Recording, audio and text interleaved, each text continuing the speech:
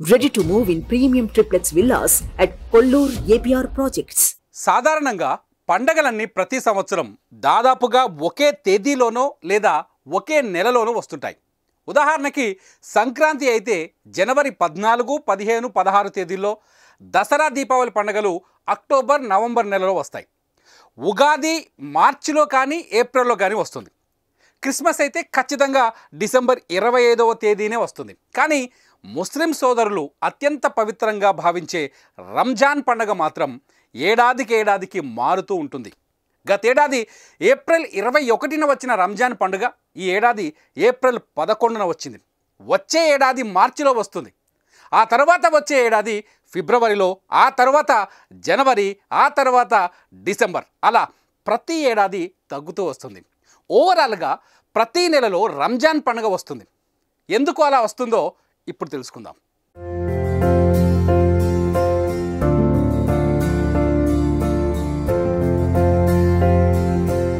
ముస్లింలు చాంద్రమాన క్యాలెండర్ను అనుసరిస్తారు. చాంద్రమానాన్ని అనుసరించే ఇస్లామియా క్యాలెండర్ 9వ నెల రంజాన్.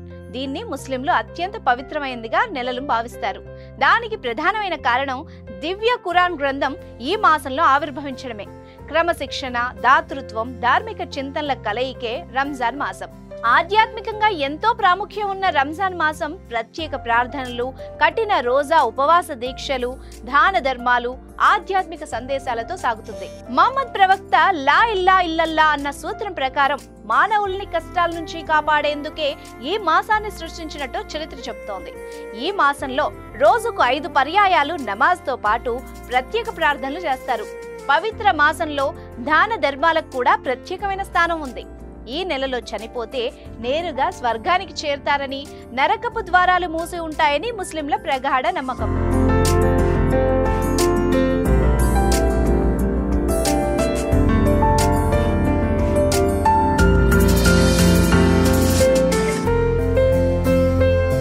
రంజాన్ మాసంలో సూర్యోదయం కంటే ముందు నుంచి సూర్యాస్తమయం వరకు నీరు, ఆహారం కనీసం ఉమ్మి కూడా మింగకుండా కఠోర ఉపవాస దీక్ష చేపడతారు. వయసులో తారతమ్యం లేకుండా చిన్న, పెద్ద, ముసలివారు కూడా భక్తి శ్రద్ధలతో ఉపవాస దీక్షలో ఉంటారు. ఈ ఉపవాస దీక్షలతో బలహీనతలు, వ్యసనాలను జయించవచ్చని ఇస్లాం మత గురువులు చెప్తారు. ఉపవాస దీక్షల వల్ల జీర్ణశక్తి పెరిగి ఆరోగ్యంగా ఉంటారని శాస్త్రం చెప్తోంది. ఉపవాస దీక్షలు సహరీతో ప్రారంభమై ఇఫ్తార్తో ముగుస్తుంది. ఖర్జూరపు పండు తిని దీక్షను విరమించే ముస్లింలు ఆ తర్వాత పలు రకాలమైన రుచికరమైన వంటకాలను భుజిస్తారు. కొన్ని ప్రత్యేక సందర్భాల్లో ప్రయాణంలో ఉన్న వాళ్ళు ఉపవాస దీక్ష ఉప్పుతో కూడా విరమించే అనుమతి ఉంది. ఈ వంటకాలతో పాటు సాంప్రదాయ వంట హలీంను తయారు చేసుకుని తింటారు. వీటికి సంబంధించిన ప్రత్యేక హోటల్స్ కూడా ఉంటాయి. కళ్లకు సుర్మా పెట్టుకోవడం కూడా ముస్లింలు సున్నత్ గానే భావిస్తారు. ప్రవక్త హజరత్ మహమ్మద్ సదా సుర్మా పెట్టుకునే వాళ్ళని అంటారు. కాటుకలాగే కళ్లకు రాసుకునే సుర్మా పౌడర్ రూపంలో ఉంటుంది. ముస్లింలు అందమైన భరిణంలో వీటిని దాచుకుని ఇంటికి వచ్చిన అతిథులకు అత్తరుతో పాటు కళ్లకు పెట్టుకోవడానికి కూడా ఇవ్వడం సాంప్రదాయం.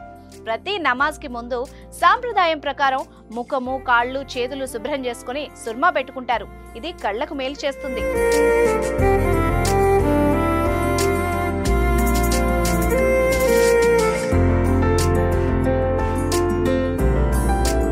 ప్రతి మాసంలోనూ శుక్రవారం రోజున ముస్లింలు నమాజ్ చేయడం ఆనవాయితీగా వస్తూనే ఉంది. ఇక రంజాన్ మాసంలో మత పెద్దలతో నమాజ్ చేయించడం ప్రశస్తమైంది. మసీద్కు వెళ్లలేని వాళ్ళు తాము ఉన్న స్థలాన్ని శుభ్రం చేసుకుని ప్రార్థన చేసి భగవంతుడి కృపకు పాత్రులవుతారు. ముస్లింలు రంజాన్ ఆఖరి 10 రోజులు ఇల్లు వదిలి మసీదుల్లో ఉంటూ మహాప్రవక్త అల్లా గురించి ప్రార్థనలతో ఆధ్యాత్మిక భావాన్ని పెంపొందించుకుంటారు. రంజాన్ పండుగను ఈదుల్ ఫితర్ అని కూడా అంటారు. నెల పొడుపు చంద్రుని దర్శించిన తర్వాత రోజు ఉదయం పండుగను జరుపుకుంటారు. పండగ ప్రార్థనలను ఈద్గాలోనే జరుపుతారు.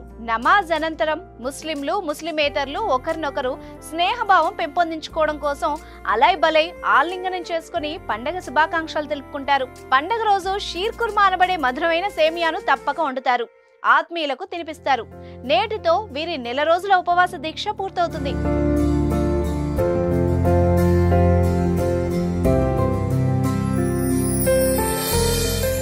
ఖురాన్ సిద్ధాంతం ప్రకారం తాము సంపాదించిన దానిలో పేదవాళ్ల కొరకు కనీసం 100కి 2 రూపాయలైనా దాన ధర్మం చేయాలని భావిస్తారు. పళ్ళు, గోధుమలు, సేమియా, బట్టలు, బంగారం మొదలైనవి దానం చేయాలని ఖురాన్ చెప్తోంది. రంజాన్ నెలలో ఇలా దానం చేస్తే నిరుపేద వాళ్లు కూడా పండగ పూట సంతోషంగా ఉంటారని ముస్లిం పెద్దలు చెప్తూ ఉంటారు. ఈ దాన ధర్మ గుణం, భక్తి భావన సంవత్సరం మొత్తం అనుసరించాలని పవిత్ర రంజాన్ నెలతో ప్రారంభిస్తారు. ఆకలి అంటే ఎంత కఠినంగా ఉంటుందో స్వయంగా అనుభవిస్తే తప్ప అనుభవంలోకి రాదు అనే భావనతో ఈ రంజాన్ రోజా ఉపవాస దీక్షలు అనే సూత్రాన్ని ప్రతిపాదించారు. లోకంలో ఎంతో మంది అభాగ్యులు, నిరుపేదలు ఆకలితో అలమటిస్తూ దుర్భరమైన జీవితాల్ని వెళ్లబుచ్చుతున్న వాళ్ల కొరకు మానవత్వంతో విధిగా తమ సంపాదనలో కొంత శాతం కేటాయించి సాటి వాళ్లకి దాన ధర్మాలు చేయాలని సూచించారు. మనకు ఆకలి వేస్తే భరించడం ఎంత కష్టమో రోజా ఉపవాసం ద్వారా తెలియజేసి సాటి నిరుపేదలకు దాన ధర్మాలు చేయమని పవిత్ర ఖురాన్ సూచిస్తోంది. మానవీయ విలువల్ని తెలియజేసే పవిత్ర ఖురాన్ గ్రంథాన్ని తప్పకుండా ఈ రంజాన్ మాసంలో ప్రతి ఒక్కరూ చదవాలి లేదా వినాలి అనే నియమం కూడా ఉంది. అయితే రంజాన్ పండుగ అన్ని కాలాల్లో రావడంపై ఓ ముస్లిం మత పెద్ద మాట్లాడుతూ, అల్లా తమ భక్తులను అన్ని కాలాల్లోనూ అంటే ఎండాకాలం, వానాకాలం, చలికాలాల్లోనూ కఠిన నియమాలు ఆచరిస్తారని చెప్పేందుకే ఇలా ప్రతి సంవత్సరం రంజాన్ పండుగ వేరువేరు రోజుల్లో జరుపుకునేలా ఆదేశించాడని చెబుతున్నారు. చూసారా ఈ పండుగ ఒక గొప్పదనం? సుమన్ టీవీలో మీ పర్సనల్ అండ్ బిజినెస్ ప్రమోషన్స్ కోసం కింది నెంబర్కి కాంటాక్ట్ చేయండి.